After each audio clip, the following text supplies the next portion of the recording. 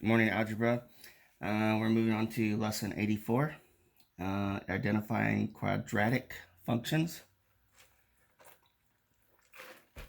A function pairs each value in the domain with exactly one value in the range. A quadratic function is a function that can be written in the form, and this is what it is: f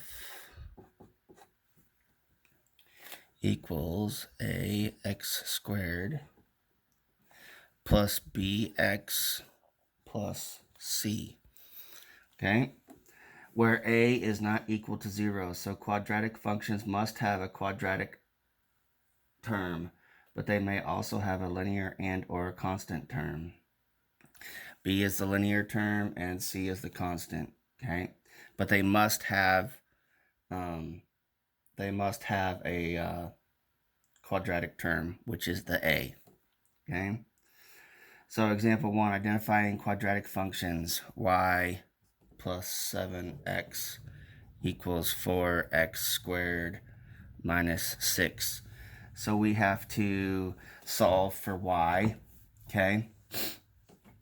And we do that by y equals 4x squared minus 7x minus 6.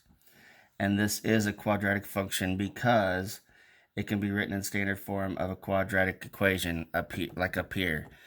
It has a quadratic term, it has a linear term, and it has a constant term. So that is a quadratic function. Okay. B, y equals 5 plus 2x. Okay, since there is no quadratic term, okay, this is not a quadratic function. There is no quadratic term.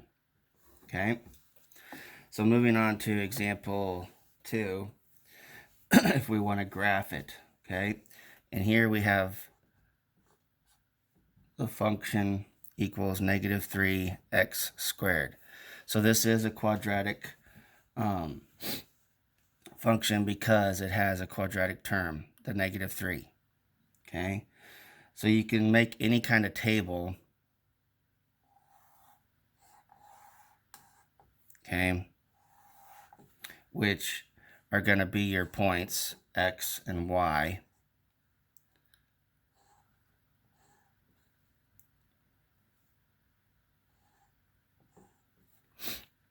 So there we have negative 2 and negative 12.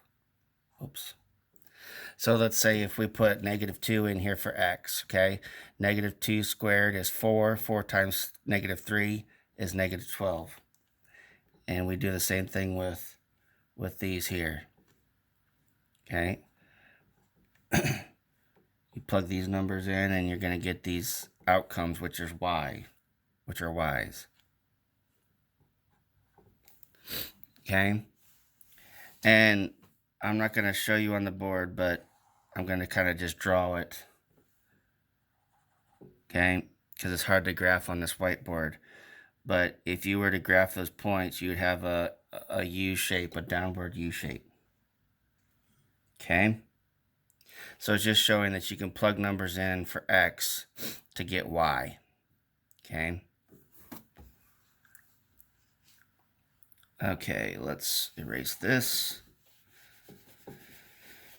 and move on to example 3, which on the top of page 552, for a quadratic function in standard form, y equals this up here, ax squared plus bx plus c. If a is less than 0, it opens downward, the U curve, okay, which is a parabola, or I guess I'm saying that right, a parabola. That's just how I'm going to say it. Okay. If it's greater than 0, then it opens upward.